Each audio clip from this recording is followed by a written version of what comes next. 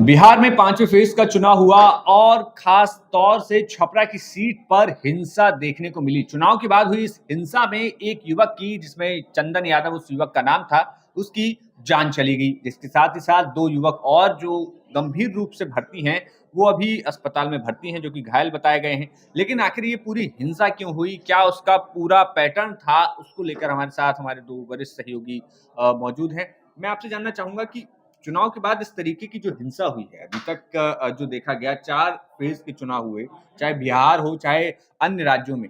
लेकिन ये जो 5वें फेज में जब वोटिंग हो चुकी थी, वोटिंग खत्म होने को थी, तब जाके शाम में ये जो हिंसा थी या जो जिसे कहें टसल थी, वो शुरू हुई और अगले दिन एक युवक की जान चली गई। ये कितना बड़ा देखती हैं आप? बिल्कुल, ये काफ़ी बड़ी घटना है क्योंकि 4 चरण का जो चुनाव है, वो एकदम शांतिपूर्वक तरीके से संपन्न हुआ। लेकिन बिहार के सारण में जो घटना हुई, उसने पूरे देश को इस समय हैरान कर दिया है। हमने देखा कि 20 मई को जब मतदान हो रहा था, तो शाम के समय में आरजेडी और बीजेपी के जो कार्यकर्ता हैं, वो आपस में भिड़ गए। उस समय मामला शांत करा लिया गया था। लेकिन जैसे ही अगला दिन हुआ, उसके बाद फायरिंग की घटना हुई। बताया जा रहा है कि 2 लोग निकले, उन्होंने गोलियाँ चलाई और इस पूरे घटनाक्रम में एक शख्स की मौत भी हो गई है। ये वाक़ई में बहुत बड़ी घटना है। अब बात यहाँ पर ये है कि पुलिस तो कार्रवाई कर रही है, लेकिन जो राजनीतिक गहमा-गहमी है, वो और भी ज़्यादा तेज़ हो गई है क्योंकि लगातार आरजेडी की तरफ से ये भावुक अपील की जा रही है और या यूँ कहें कि अब भावनात्मक रूप से लोगों से कनेक्ट करने की कोशिश की जा रही है कि देखिए रोहिणी आचार्य पर हमला किया गया। कहीं न कहीं अब उसे अलग ही एक रंग दिया जा रहा है कि रोहिणी आचार्य पर हमला हुआ है, तो अब उसका राजनीतिक फ़ायदा लेने की कोशिश तो की जा रही है। सवाल ये है कि आप राजनीतिक फ़ायदा एक घटना से ले सकते हैं, लेकिन ये घटना हुई क्यों? और चुनाव के समय जब चप्पे-चप्पे पर पुलिस तैनात रहती है, हर जगह कानून व्यवस्था इतनी टाइट रहती है, तो अब कैसे दिक्कत आ गई? उससे भी बड़ा सवाल ये है कि अब तो डबल इंजन की सरकार है बिहार में, तो अब क्यों ये घटना हुई? तो ये तमाम सवाल हैं जिनके जवाब अभी तक नहीं मिल पाए हैं और ये घटना वाक़ई में बहुत बड़ी है कि कैसे कानून व्यवस्था फ़ेल हो गई कि चुनाव के समय में किसी की हत्या हो गई है, इसे हत्या ही कहेंगे। फायरिंग हुई, उसके बाद उस शख्स की जान चली गई और अब इसको पूरा राजनीतिक रंग देने की कोशिश, और ये गलत भी नहीं है। कहीं न कहीं ये पूरा जो मामला है वो राजनीतिक ही है। कौन आया, किसने ये किया और किस तरीके से इस पूरी घटना को अंजाम दिया गया, ये तमाम सवाल हैं और इनके जवाब अ, कब तक मिलेंगे, इसका बहुत बेसब्री से बिल्कुल, इंतज़ार हमारे साथ पंकज जी मौजूद हैं। पंकज जी, ये जो हिंसा हुई, अब आने वाले 2 फेज़ के चुनाव हैं, दोनों ही बहुत महत्वपूर्ण है। ख़ास तौर से जो अभी हम छपरा की बात करें, तो वहाँ खुद रोहिणी आचार्य जो देखिए, हैं छपरा की प्रत्याशी थी। सीट देश के सबसे हॉट सीट जो बोलेंगे, हुँ, उस सीट में उसमें से से एक था। तो लिहाजा वहाँ पुलिस प्रशासन का, चौकसी का सारे इंतज़ाम थे। अब सवाल ये उठता है, जब आपके पास उस समय में चुनाव के दौरान जब प्रशासन इतना सख्त था, तो वहाँ असला कहाँ से आ गया? हुँ। गोली और पिस्टल कहाँ से आ गया? ये कैसे इतनी बड़ी घटना हो गई, जो हॉट सीट था और पुलिस को भनक तक भी नहीं था। जिस दिन 20 तारीख को चुनाव हो रहा था, रोहिणी आचार्य वहाँ के सारण में बूथ नंबर 319 और 18 पे वो गई थी निरीक्षण करने के लिए, जो कैसा चल रहा है, पोलिंग क्या हो रहा है। उसी समय में आरजेडी और बीजेपी के कार्यकर्ताओं के बीच झड़प हुई। वहाँ पे घटना स्थल पे मौजूद पुलिसकर्मी और सुरक्षाकर्मी जो कर्मियों ने इस हालात को संभाल लिया और दोनों गुटों को अलग आपस में मतलब अलग कर दिया। लेकिन ये मामला वहीं थमा नहीं। ये अगले दिन सुबह को मंगलवार सुबह में फिर ये झड़प होती है, उसमें फायरिंग होती है। 3 लोग उसमें 4 लोग उसमें घायल होते हैं, एक की घटनास्थल पे मौत हो जाती है। 3 लोगों की अभी इलाज चल रहा है ना? तो ये तो है, ये तो रही बात। लेकिन इसके बाद घटना के बाद अभी बिहार में इस मुद्दे को लेकर चरम पे राजनीति है, आरोप-प्रत्यारोप को दौर जारी है। एक-दूसरे को ये जताने की आरजेडी और बीजेपी के लोग कर रहे हैं, जो ये हमारे ऊपर हमला हुआ, ये हमारे ऊपर। इनफैक्ट जो लोग मारे गए हैं, उनको ये लोग मानने के लिए तैयार नहीं, जो हमारे कार्यकर्ता हैं। आप एक गुट के लिए, आप अपने नेताओं के लिए आप अपना जान देते हैं, एक-दूसरे से लड़ाई करते हैं और वो अब जब इस तरह का हादसा हो जाता है कुछ, तो फिर वो ये मानने के लिए तैयार नहीं है। बीजेपी वाले बोल रहे हैं, ये आरजेडी कार्यकर्ता हैं, आरजेडी वाले बोल रहे हैं, ये बीजेपी के हुँ। कार्यकर्ता रहे हैं और अब इसको इससे जोड़ के देखा जा रहा है, जो आरजेडी की तरफ से जो रोहिणी ये एक जो है सो कार्यकर्ताओं पे नहीं हमला हुआ, ये रोहिणी आचार्य पे हमला हुआ है। इस तरह से वो एक इमोशनल वेव वहाँ क्रिएट करना चाहते हैं, इससे वो इसका फ़ायदा उठाना चाहते हैं। तो अब पुलिस प्रशासन के लिए बड़ा ये हो गया है, चौकस उनको रहना पड़ेगा और इंटेलिजेंस को थोड़ा-सा मजबूत करना पड़ेगा। जो बाकी के फ़ेज़ बचे हुए हैं, उसमें अब ना हिंसा, चूँकि हमने देखा जो शुरुआत के जो 5 फ़ेज़ थे, 5 फ़ेज़ क्या बोलिए, अब तो 1/3 सिर्फ़ चुनाव बचा हुआ है। सिर्फ़ 2 फ़ेज़ में बचा हुआ है, आधे से अधिक पे चुनाव संपन्न हो चुका है, तो 2 फ़ेज़ जो अब बचे हुए हैं, उसमें सीट भी कम है। तो इनको पुलिस प्रशासन को काफ़ी सजग होके वो इन चुनौतियों से सामना करना पड़ेगा। बिल्कुल आपके अपने दर्शकों को बता दें कि ये जो जिस तरीके से हिंसा हुई उसके बाद तमाम सियासी घटनाक्रम बिहार के अभी बदलते हुए दिखाई दे रहे हैं, चाहे फिर वो आरजेडी की तरफ से हो, चाहे फिर वो जेडीयू या फिर भारतीय जनता पार्टी, इन तमाम पार्टियां जो हैं उस पर अपना पक्ष रख रही हैं, उसको लेकर वहाँ क्या कुछ राजनीति हो रही है ये तो हम बताएंगे ही। हमारे साथ सहयोगी हैं। ये ये जो घटना हुई अब, ये इस घटना के बाद कितना इम्पैक्ट वहाँ पर पड़ा? और अभी बताया गया कि 48 घंटे तक इंटरनेट की सेवाएँ बाधित कर दी गई थी वहाँ पर। तो ये वहाँ पर स्थानीय लोगों के तौर पर पूरे जिले में आखिर इतना एक घटना का प्रभाव कैसे हो गया? इतना ज़्यादा स्प्रेड कैसे हो गई? देखिए, सबसे बड़ी बात ये है कि अभी थाना अध्यक्ष को आपने निलंबित कर दिया। क्या इतना काफ़ी है? घटना वहाँ पर हुई और जो आप इम्पैक्ट की बात कर रहे हैं, इंटरनेट अभी बंद है, माहौल तनावपूर्ण है। अब इन सब के बीच में एक बड़ी बात ये भी निकल कर आ रही है कि जिस दिन रोहिणी आचार्य बूथ संख्या 318 पर गई थी, बताया जा रहा है कि पहले बीजेपी की तरफ से उन्हें गाली देकर वहाँ से भगाया गया, तब हल्की-फुल्की झड़प हुई, पुलिस ने मामला सुलझा लिया।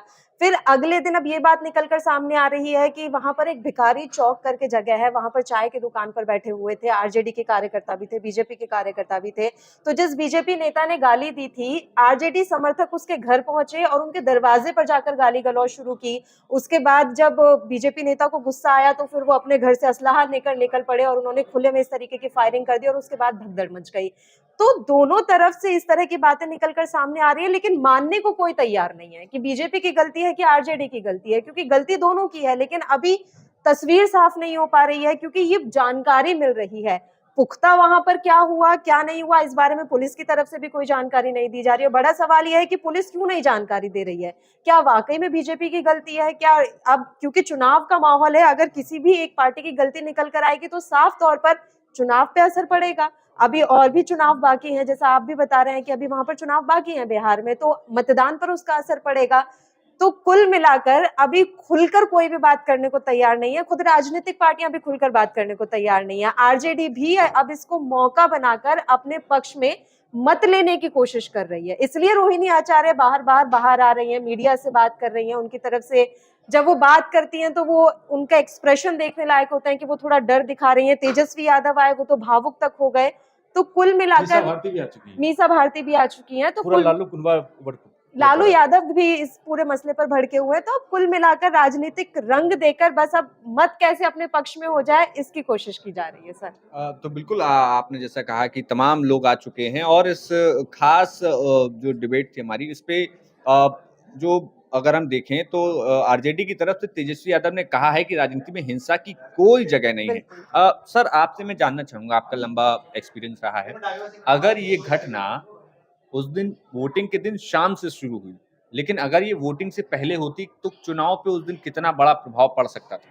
नहीं, अगर उस दिन जब वोटिंग के समय में होता है या वोटिंग से पहले होता है तो हो सकता है उसको मतदान को उस जो इलाका था वहाँ पे ज़्यादा डिप्लॉयमेंट सिक्योरिटी फोर्सेस का किया जाता। ये अगर दौरान होती हिंसा तो हो सकता है उस पोलिंग स्टेशन पे चुनाव इसको कैंसिल करना पड़ता। लेकिन सवाल ये है जो इतना बड़ा हॉट सीट होने के बाद भाई बिहार का सबसे लालू की बेटी है जिसने लालू को किडनी दिया था, लालू उसके नॉमिनेशन में गए थे, पूरा लालू का कुनबा वहाँ पे सब पहुँचा हुआ था और उसे अपने दिग्गज नेता जो पूर्व में केंद्रीय मंत्री रह चुके हैं राजीव प्रताप रूडी वहाँ के सिटिंग एमपी हैं वहाँ के, इन दोनों के बीच में मुकाबला है और तो उस पे कैसे ऐसी इतनी बड़ी लापरवाही होगी और प्रशासन को इसकी भनक तक नहीं लगी। जबकि इससे पहले आप देखेंगे जो 20 तारीख को ही जब रोहिणी आचार्य जाती हैं अपने बूथ पे निरीक्षण के लिए तो उस दौरान झड़पें होती है। तो उसका ये तो देखिए बेसिकली पूरी तरह से पुलिस प्रशासन का फेल्योर है और अब जो है उसके बाद जो घटना हुई हो गई पर उसमें जिसका जान जाना था वो जान गया, 2-3 लोग घायल हैं, उनकी स्थिति उसमें से बताई जा रही है, एक आदमी की स्थिति गंभीर है। अब ये है अब इसको पूरे चीज़ को आरजेडी की तरफ से और बीजेपी की तरफ से एक दूसरे पे थोपने की कवायद है, लोगों के सिंपैथी लेने का काम चल रहा है इस पे। रोहिणी आचार्य अब जो है सो बोल रही है भाई सॉरी ये बोल रही है बीजेपी आरजेडी की तरफ से ये बोला जा रहा है, दावा किया जा रहा है जी रोहिणी आचार्य पे हमला उनको जान से मारने की कोशिश थी। तेजस्वी यादव खुद बार इसमें अपील कर रहे हैं। तो एक पोलराइज वोट को पोलराइज करने का जो होता है इसका सिंपैथिक गेन के अब सब वही है। हालांकि बीजेपी इसको खारिज कर रही है, बीजेपी भी बोल रही है जो नहीं सो उन्होंने उकसावे की कार्रवाई किया और इस तरह से हुआ, उनका इससे कोई लेना देना नहीं है ना? ये कैसे हुआ, क्या हुआ? वो जो अपने अपना सभी पार्टियां इसे पल्ला झाड़ रही है और एक अपना ट्रम्प कार्ड, इमोशनल कार्ड खेलने की तैयारी में सभी है, जो ताकि वोट मिल सके। तो 2 चरणों का जो चुनाव है उसमें देखते हैं इसका कितना असर होता है, कितना ये कामयाब हो पाते हैं। अब फिलहाल लेकिन ये है जो प्रशासन के लिए ये है जो नाज़िर है जो भाई सो आप देखें जो अगर इस तरह की घटनाएं होती है और भी चुनाव के दौरान जबकि सिक्योरिटी फोर्सेज जितना अलर्ट मोड में होता है, सारी चीज़ें चेकिंग होते रहता है, फिर भी इस तरह की घटनाएं अगर हो जाए तो फिर बड़ा मुश्किल है। तो बिल्कुल आपने जैसा बताया कि अगर ये आगे भी होता है तो वाकई बड़ा सवाल खड़ा होगा। तो ये पूरी चर्चा जो थी आगे अब तक इस मामले में क्या कुछ अपडेट है और इसके लिए जानने के लिए देखते रहिए। प्रभावित इलाके में भारी पुलिस बल तैनात किए गए हैं। प्रशासन ने इंटरनेट सेवाएं बंद की है। छपरा में 3 लोगों को गोली लगी थी और फायरिंग में एक शख्स की मौत हो गई थी, जबकि 2 शख्स गंभीर रूप से घायल हो गए थे। इस वक्त की बड़ी और अहम जानकारी छपरा से आ रही है। बता दें आपको, छपरा में आज भी तनाव देखा जा रहा है और प्रभावित इलाके में भारी पुलिस बल की तैनाती की गई है। प्रशासन ने इंटरनेट सेवाएं भी बंद कर दी है। इस वक्त की बड़ी और अहम जानकारी आप तक पहुंचा रहे हैं। छपरा में चुनावी विवाद को लेकर 2 गुटों में गोलीबारी में एक युवक की मौत हो गई थी, जबकि 2 लोग गंभीर रूप से घायल हो गए थे और जिसमें घायलों की स्थिति को गंभीर देखते हुए उन्हें पीएमसीएच में रेफर किया गया है। फिलहाल दोनों घायलों का इलाज अस्पताल में जारी है।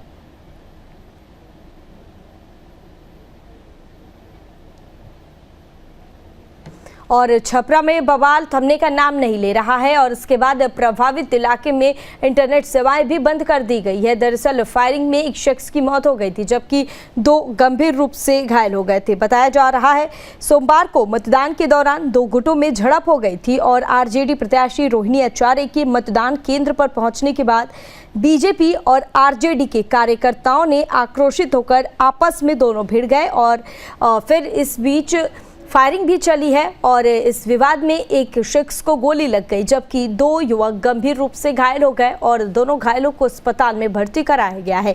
और इस दौरान छपरा में तनाव का जो माहौल देखने को मिला, उसके बाद इंटरनेट सेवाएं भी बंद कर दी गई है और सभी प्रभावित इलाके में भारी पुलिस बल की तैनाती की गई है।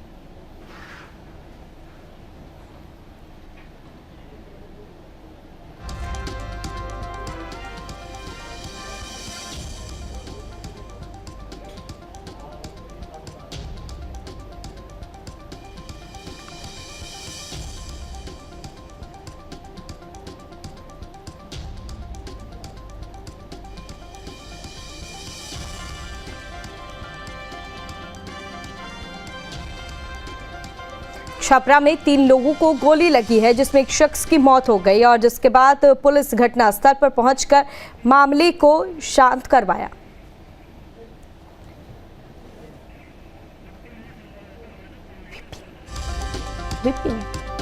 और इस खबर पर ज्यादा जानकारी के लिए हमारे साथ हमारे संवाददाता फोन लाइन पर विपिन जुड़ गए हमारे साथ। विपिन जी, क्या कुछ जानकारी मिल रही है? 3 लोगों को गोली लगी है और उसके बाद एक शख्स की मौत भी हो गई है। पूरे मामले को लेकर अब तक क्या कुछ जानकारी मिल रही है विपिन?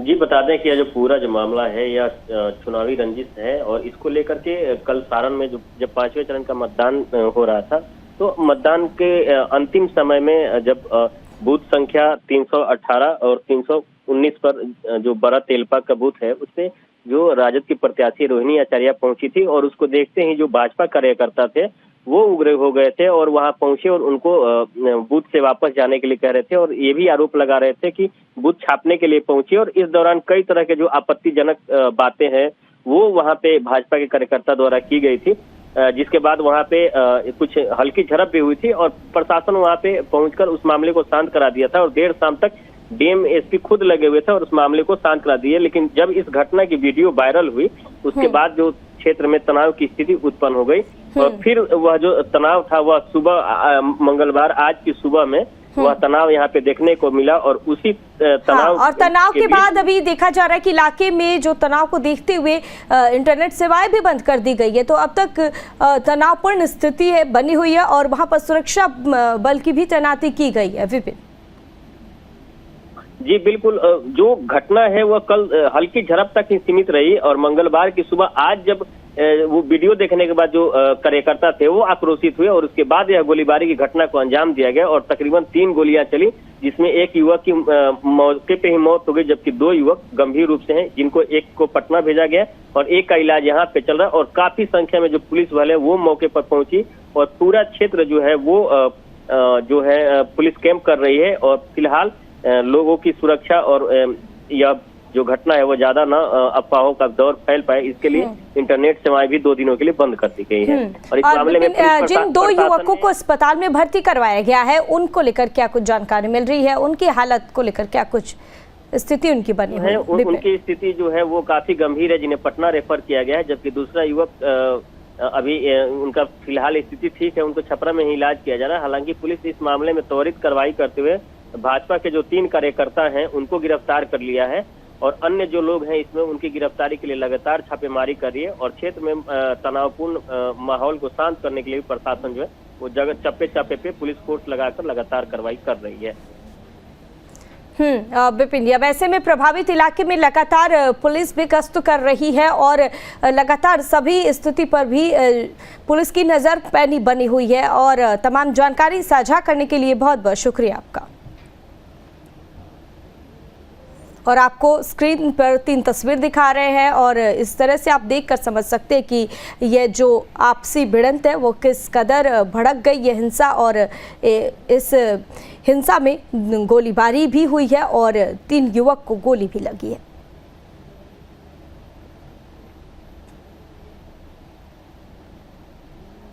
पढ़ने निकल रहा था घर से, चौक पे ही हल्ला गुला हुआ था, तो क्या पता था ये जा रहा था, तब तक गोली मार दिया। कितने हंगामा हो रहा था पता नहीं सर, ये नहीं पता है। कल जिसे हंगामा हुआ था बूथ होटले का, तो वो कल का ही हंगामा शायद कुछ लोग किया था। ये जा रहा था पढ़ाई करने उसी रास्ते से, वही रास्ता है हम लोग आने जाने का, तो बीच में इसको गोली लग गया। हम लोग घर पे थे, अभी तो नहा खा ही रहे थे लोग घर पे, तब तक फोन आया कि ऐसा बात हो गया, तो हम लोग आए अपने भाई को कहना। और जो आज सुबह घटना हुई है, शायद सुनने में आ रहा 2 लोगों की गिरफ्तारी हुई है, 2 लोग फरार हैं और प्रशासन के लोगों ने मुझको आश्वस्त किया है कि शाम तक जो बाकी के 2 लोग हैं उनको भी पकड़ा जाएगा, पकड़ लिया जाएगा। कुछ लोग हैं ऐसे जो हार की बौखलाहट से इस तरह का काम होता है, लेकिन चुनाव में इस तरह के लिए कोई जगह नहीं है और प्रशासन को लोगों को इस बात को देखना चाहिए और FIR होना चाहिए। प्रशासन से हमारी मांग है कि इन सबको गुंडों को पकड़ करके जेल में डालना चाहिए। इनके ऊपर शाम में क्या हुआ? आप भी कल गए थे, उस समय आपके सामने बूथ पर हंगामा हो रहा था। एज अ कैंडिडेट हमको अधिकार है, हर एक बूथ पे आप लोग भी सब कोई थे मेरे साथ। वहाँ पे हम बूथ लूटने गए थे देखने के लिए कि कितना पोलिंग हुआ, क्या हुआ। उसमें से एक ये जो भाजपा वाले जो गुंडे हैं वो बैठे हुए थे अंदर में। उनसे पूछे हम कि आप वोट डाल दिए, तो बोला कि हाँ डाल दिए। तो फिर अंदर क्या करने, आप बाहर निकलिए। उसी पे ये लोग भद्दी मुझे गालियाँ दी गई है।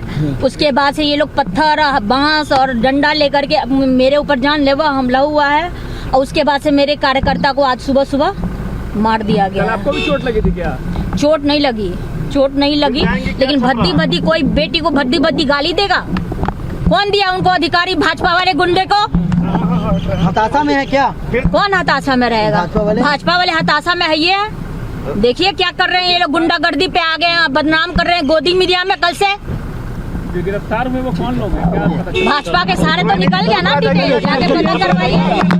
और इस बीच आरजेडी की प्रतिक्रिया सामने आई। उन्होंने कहा कि कौन लोकतंत्र का गला घोटना चाहता है, छपरा में दूसरे जिले के नेता कैसे दिखे, और यह जेडीयू की प्रतिक्रिया सामने आई है। लालू यादव के परिवार की भूमिका की जांच होनी चाहिए, जेडीयू की ओर से यह प्रतिक्रिया दी गई है।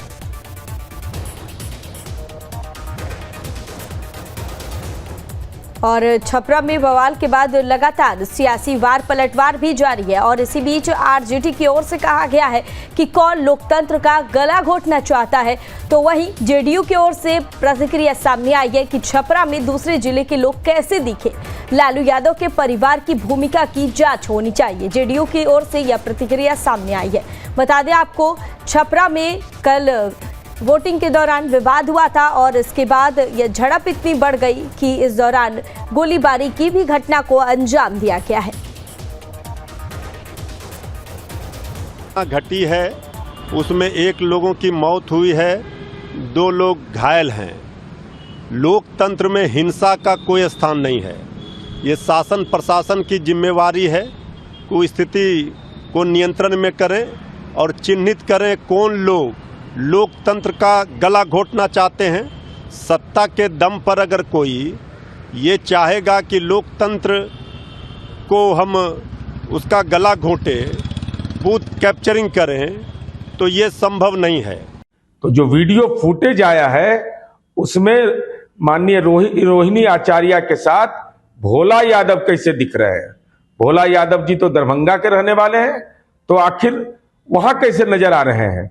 इस सवाल पर चुनाव आयोग को गंभीरता से कार्रवाई करनी चाहिए। साथ ही साथ लालू जी के पूरे परिवार और पूरे सिस्टम का मोबाइल का जांच होना चाहिए कि सामाजिक उन्माद फैलाने में इन लोगों की भूमिका क्या है।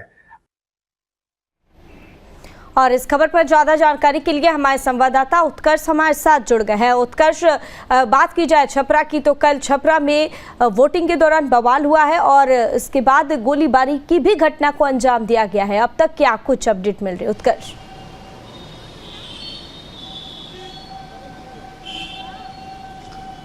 और बिल्कुल नैना, देखिए कल जो 5वें चरण के मतदान में जो तस्वीरें नजर आई हैं, छपरा से तस्वीरें नजर आई जहां पर बूथ नंबर 318 और 319 पर रोहिणी आचार्य अपने तमाम जगहों का भ्रमण कर रही थी और उस वक्त 318 और 319 नंबर बूथ पर वो तमाम चीजें देख रही थी। इस बीच दोनों पक्ष के बीच जो है वो झड़प हुई, कह सकते हैं कि हुटिंग हुई है, जहां पर बीजेपी कार्यकर्ता और आरजेडी कार्यकर्ता दोनों आपस में भिड़ गए। उसके बाद ये वीडियो इतना वायरल हुआ कि ये हिंसा आज जाकर कह सकते हैं कि भड़क उठी। छपरा के भिखारी ठाकुर चौक पर 3 राउंड गोली चलाई गई, जहां पर कह सकते हैं कि एक व्यक्ति की मौत भी हो गई, 2 लोग जो है गंभीर रूप से घायल हो गए। तो कहीं ना कहीं ये चिंता का विषय जरूर है, क्योंकि पिछले 4 चरणों में काफी शांतिपूर्ण तरीके से मतदान हुआ, लेकिन 5वें चरण में जो तस्वीरें नजर आई हैं कहीं ना कहीं जरूर सवाल खड़ा कर रही हैं कि ऐसी तस्वीरें क्यों हो सकती हैं। क्योंकि जेडीयू ने साफ कहा है कि वहां पर भोला यादव क्या कर रहे थे, जबकि भोला यादव वहां पर ना तो उम्मीदवार है ना उनका घर है, वो दरभंगा से आते हैं, तो वो सारण में क्या कर रहे थे, जानबूझकर हिंसा को भड़काया गया है। तो वहीं रोहिणी आचार्य ने भी साफ कहा है, रोहिणी आचार्य का कहना है कि बीजेपी मुझे मरवाना चाहती थी, गुंडे की पार्टी है। तो इस तरीके का बयानबाजी जो है वो शुरू हो गया है। लेकिन अगर छपरा की वर्तमान स्थिति की बात की जाए तो फिलहाल वहां पर धारा 144 लागू किया गया है, जहां पर यह घटना हुई थी, यानी कि भिखारी ठाकुर के चौक से इर्द गिर्द अगर तस्वीरों की बात की जाए तो वहां पर धारा 144 लागू किया गया है। इसके अलावा कई जगहों पर इंटरनेट सेवा बंद की गई है, ताकि इस तरीके का हरकंप जो है वो ना फैले, सोशल मीडिया पर यह वीडियो तेजी से वायरल ना हो। 2 व्यक्ति जो है वो गंभीर रूप से घायल हैं, पटना के पीएमसीएच में एडमिट कराया गया है। तेजस्वी यादव, रोहिणी आचार्य, सभी लोग जो है वहां उनसे मिलने गए हैं और रोहिणी आचार्य ने एक बड़ा बयान दिया, साफ कहा है कि एक हताशा की वजह से इस तरीके की घटना को अंजाम दिया गया है और कहीं ना कहीं बीजेपी के कार्यकर्ता जो है वो मुझे मारना चाहते थे, बीजेपी गुंडे की पार्टी है। उत्कर्ष, ऐसे में रोहिणी आचार्य का एक तरफ बयान आता है कि बीजेपी कहीं ना कहीं हताश है, उसकी वजह से या कुछ ये जो कुछ भी हो रहा है बीजेपी करवा रही। तो वही दूसरी ओर जेडीयू का भी बयान सामने आया है, उन्होंने कहा है कि ऐसा कुछ भी नहीं है और जो बाहरी लोग हैं वो वहां पर क्या कर रहे थे। तो ऐसे में लगातार सियासत जो है वो भी कहा जा सकता है कि शुरू हो गई है। उत्कर्ष,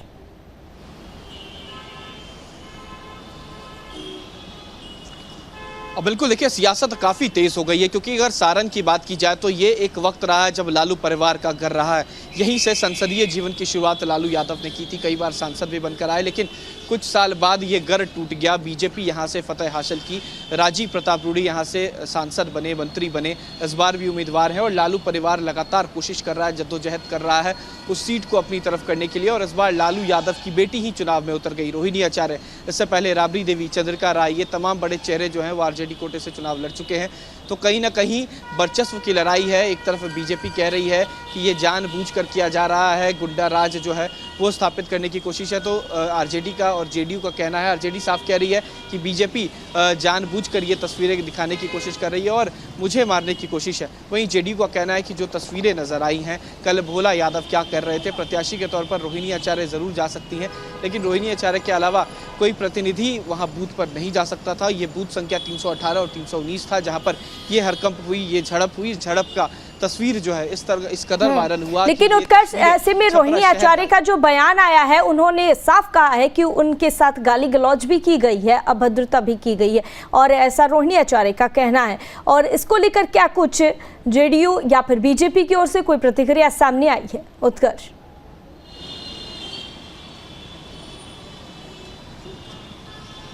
और बिल्कुल देखिए, रोहिणी आचार्य का बयान अभी थोड़ी देर पहले आया है। हालांकि बीजेपी और जेडीयू ने इस पर कोई बयान नहीं दिया है, लेकिन रोहिणी आचार्य की बातों से ये जरूर समझ में आ रहा है, कहीं ना कहीं एक डर जो है वो रोहिणी आचार्य के मन में नजर आ रहा था, चेहरे पे नजर आ रहा था, शिकस्त नजर आ रही थी। क्योंकि कल जो तस्वीरें आई, कहीं ना कहीं परेशानी का सबक है। रोहिणी आचार्य उस वक्त अकेले थी, सुरक्षाकर्मी थे, लेकिन जिस तरीके की झड़प हुई, ऐसा लग रहा था कहीं कोई चोट भी हो सकता था, चोट भी आ सकती थी, चोटिल भी हो सकती थी। लेकिन रोहिणी आचार्य ने साफ कहा कि उन पर हमला नहीं किया गया, लेकिन कोशिश जरूर थी। हालांकि बीजेपी ने इस पर पलटवार नहीं किया है, लेकिन जो तस्वीरें हैं, ये माना जा रहा है कि आज ये चर्चा का विषय रहेगी और बिहार की कह सकते हैं चर्चित बातों में एक ये बात जरूर रहेगी कि क्योंकि रोहिणी आचार्य का जो बयान है, रोहिणी आचार्य ने साफ कहा कि बीजेपी ने हमला करवाया है और एक व्यक्ति की जिसकी मौत हुई है वो माना जा रहा है आरजेडी के कार्यकर्ता हैं, और और जो लोग जख्मी रूप से घायल हैं वो भी आरजेडी के कार्यकर्ता हैं।